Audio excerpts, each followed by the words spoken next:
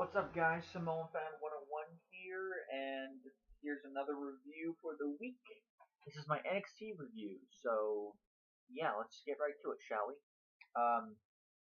We started out with Samoa Joe. Now, if you remember, last week Samoa Joe was out on commentary feeling somewhat remorseful and sorry for all the shitty things that he's done over the last few months ever since he turned heel. So Joe came out here, basically said, look, losing to Nakamura, it basically humbled me. You know, I've broken friendships in my goal to reach the NXT championship, and when I lost it, I, just didn't feel the same. And he called Nakamura out, which Nakamura did, and Joe said, look, I respect you, I still meant all the things that I said earlier, but I see now that you are a worthy contender and a worthy champion. I don't want William Regal to come out here to say this, because I want to say this. You and me, 1-1 from the NXT Championship when I am able to compete. Nakamura, after a few seconds and a little jiving the way he does, basically said, yes, I accept. They shook hands.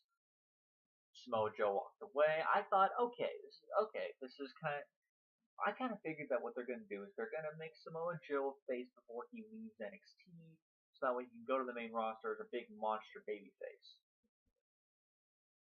That's what I kind of figured up until, because Joe left, at least we thought he did. Shinsuke Nakamura went up the ramp, did one more pose, he bowed to the crowd, and all of a sudden, Samoa Joe pops out of nowhere and just proceeds to beat the ever-loving shit out of Shinsuke Nakamura, and just beating the piss out of this guy. And he decided to finish that with a Uranage on the steel steps.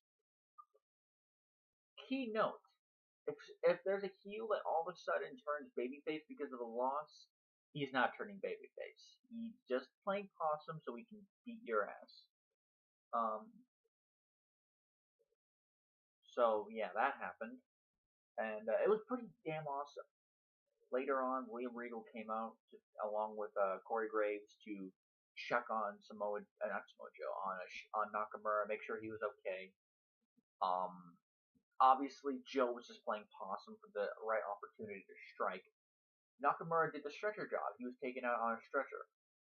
After the so-called WWE Network commercial break, Regal went outside looking for Joe, and we see Joe driving away in a car. Oh, and by the way, I love this too. When Joe was beating the piss out of Nakamura, he said, "I did this to you. I did this to you. Remember, I did this to you." Those are the words that he used against Finn Balor when Samoa Joe first turned heel last year in NXT. Around this time too.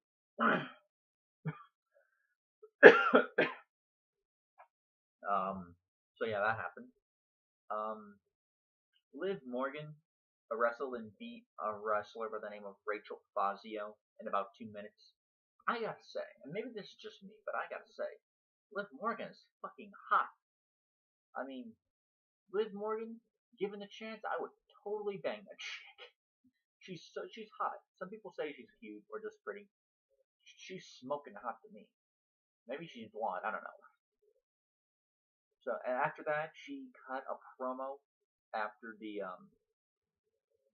after her match, saying that people were saying that the women's division in NXT was completely cleaned out, but Morgan is still there, and Morgan basically said, "Look, I am calling out Asuka.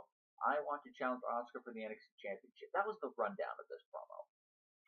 I don't know why you would want to run down Asuka, because she will beat your ass, just like she did with Nia Jax, Dana Brooke, Emma, Eva Marie, all the women. She's undefeated. I like Liv Morgan, but I don't think she's gonna beat Asuka. She's not, simply because she's not ready. We're talking about storyline, she's way far from ready. There's ready, and then there is zero. She is at -0, and there's no such thing as -0. Next, we had a match between Cruiserweight Classic competitor Drew Gulak and Hideo Itami. Hold on a second.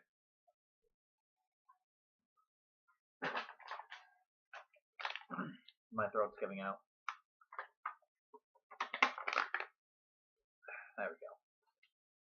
So yeah, Itami and Gulak. The match was only about 4 or 5 minutes long. However, even though it's not going to be in my inbox below, it was the best match of the night. I mean, if they can pump out this good of a match about 4 to 5 minutes, they can do a hell of a lot more in like say a 15 to 20-minute match. Those guys are the type of competitors. And just on a side note, well, actually, I'll say this again in my Cruiserweight Classic review. But if there's anything I want to see not just some of the cruiserweights make it to Raw, but I also want to see some of the cruiserweights make it to the NXT and developmental, as well as adding some tag teams, because God knows NXT is begging for more tag teams. What do they have? They have TM61, Ciampa and Gargano, the Authors of Pain, and the Revival. That's it. They don't have any other team. They need more tag teams. And I was thinking, okay, they did have a tag team of Arya Daivari and Tony Nese, but that is a tag team. Take I guess you can't get them to the GFW Tag Team Champions, but Harv and Gurv Sira, make him like part-time tag team. Make him like a deal between GFW and NXT, like a tag team that works for both. Kind of like what Ciampa and Gargano did for a while. Kind of like what Kota Ibushi did for NXT. Although I think he did this for the exposure. So Itami beat Gulak. I was not surprised at this. He beat him with the GTS, which is one of his new finishers. Well, it's not a new finisher, but Hideo Itami innovated GTS, so obviously the move looks a lot better than when CM Punk used it. The Authors of Pain beat a set of jobbers. One of them was like John Cessa. The other one didn't even get a name. But like seriously, Cessa. What kind of a last name is Cessa? Is it S-E-S-A? C-E-S-A? I don't know. Anyways, short jobber match. Authors of Pain dominated like they should. So good for them. We had Ty Dillinger backstage, and the backstage interviewer basically said, "Look, your summer has had a lot of ups and downs." And Ty Dillinger even agreed, like, "Yeah, my career over the summer has had more downs than ups, but for the last couple of weeks, Ty Dillinger's been on somewhat of a win streak.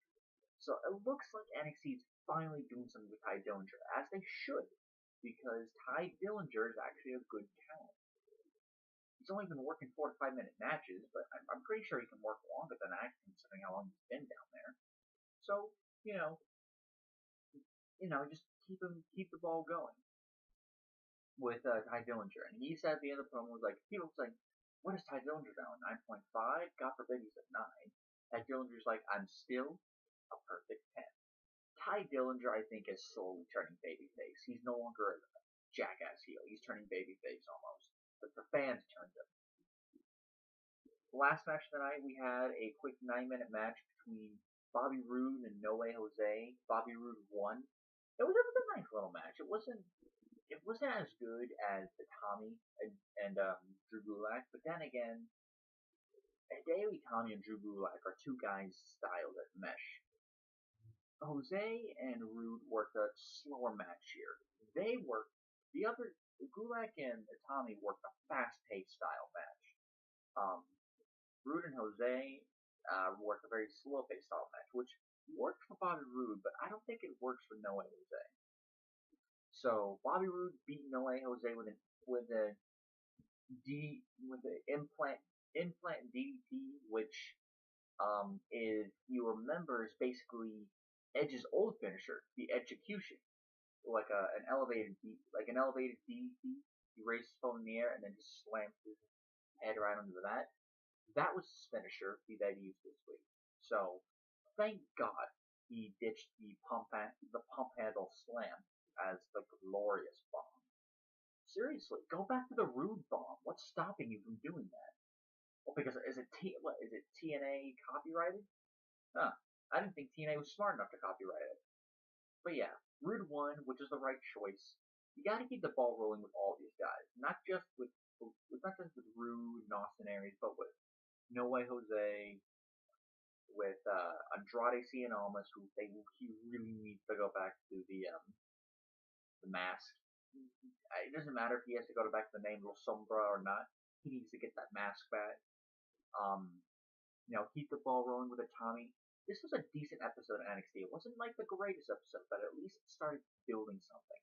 The last 2 weeks didn't really build anything. But this week's episode of NXT is actually building something. It built up Joe and Nakamura's rematch. We don't know what's going on with any of the other competitors, except for the fact that maybe um, either Liv Morgan or Ember Moon is going to face Asuka. I'm only judging it by the past few episodes. So with that said, guys, my NXT review is up. Tune in next time, and I will be reviewing Lucha Underground. Usually I do Cruiserweight Classic, but considering it was the finals and it's a 2-hour special, I'll get to that after it. So Lucha Underground next. Later, guys.